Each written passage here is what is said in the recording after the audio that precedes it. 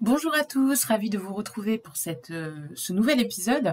Alors aujourd'hui, on va s'intéresser à l'invalidation de sa VAE, donc quand on ne valide rien, comme son nom l'indique, par opposition à la validation et à la validation partielle, où là, vous validez quelques domaines de compétences, quelques blocs de compétences ou quelques unités d'enseignement selon votre niveau de diplôme. L'invalidation revient à ne rien valider du tout. Donc, si je dois résumer la prestation, c'est vous n'avez pas convaincu et sur aucune compétence. De là, il y a souvent des questions et d'ailleurs, certaines personnes me contactent à ce sujet pour me demander si on doit réécrire l'ensemble du livret 2 quand on a une invalidation. Alors, je vais essayer de vous aiguiller en vous donnant quelques conseils. Maintenant, chaque situation va évidemment être singulière. Ce qu'il faut lorsqu'on a une invalidation et que aucune compétence n'est validée, il faut déjà récupérer les commentaires du jury.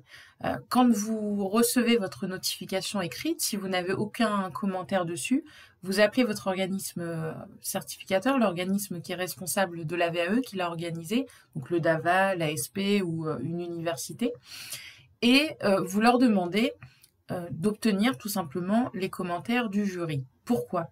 Parce qu'en fait, les commentaires vont vous orienter sur les manques qui ont été constatés par le jury. Et ça peut être plusieurs choses en réalité. Ça peut être un manque d'expérience, auquel cas réécrire ne servira pas à grand-chose, puisque, si vraiment je dois le généraliser, c'est que globalement, l'expérience que vous avez n'est pas suffisante pour convaincre et pour développer les compétences attendues dans votre référentiel. Et ce n'est pas parce que vous avez eu la recevabilité administrative de départ, qui est nécessaire pour un an d'expérience, que l'expérience que vous avez et que vous allez développer sera suffisante pour convaincre. Donc il y a déjà l'aspect expérience qui peut entrer en ligne de jeu, auquel cas il faut patienter, développer un peu d'expérience. Ça peut être aussi aller dans une autre structure, travailler auprès d'un autre public ou dans un autre contexte, dans un autre champ d'intervention pour parfaire votre expérience et développer des choses différentes. On voit ça parfois notamment chez les éducateurs où on va vous demander et on va vous inciter fortement à travailler dans une autre structure. Pour les éducateurs de jeunes enfants qui travaillent en crèche, ça peut également être de travailler dans une autre structure, un IME ou autre chose, pour vraiment travailler auprès d'un autre public et voir d'autres choses, la crèche pouvant parfois être clivant, notamment au niveau des partenariats et de la réalisation des écrits professionnels, par exemple. Mais évidemment, c'est tout à fait possible d'avoir son DEJ en travaillant en crèche. Ce n'est évidemment qu'un exemple.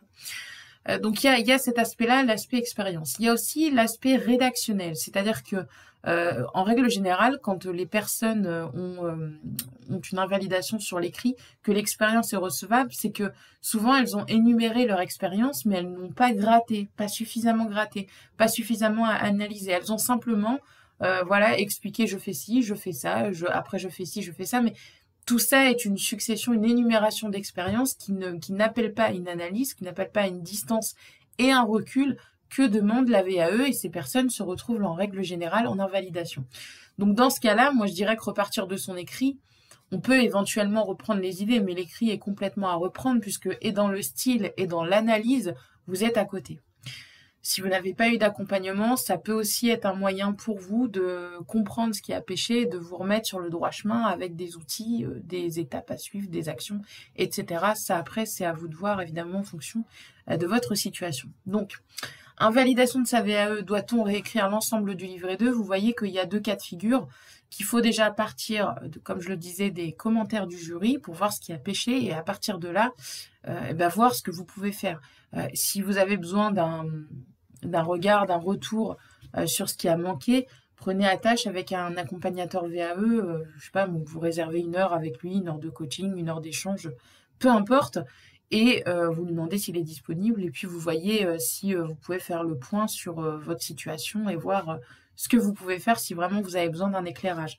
Ça peut être également de contacter la cellule VAE qui est dédiée auprès de votre organisme certificateur pour qu'ils vous renseignent davantage aussi, et ils peuvent évidemment avoir ce rôle-là. Si vous vous êtes fait accompagner par le DAVA, par exemple, vous pouvez tout à fait échanger avec votre accompagnateur. Voilà ce que je voulais vous dire. Donc plusieurs situations, vous le voyez, c'est pas toujours simple. La VAE, c'est un chemin qui est individuel, qui est votre situation est singulière, et en ce sens, il faut vraiment partir de ce qu'on vous a acté, ce qui a manqué, pour demain reprendre le chemin de la réussite. Vous avez des ressources complémentaires pour vous aider dans la description de cette vidéo, que vous soyez au démarrage de votre VAE, dans la rédaction du livret 2 ou en préparation d'oral avec le jury. Et quant à moi, je vous retrouve prochainement pour un nouvel épisode sur la chaîne dédiée à la VAE. À bientôt.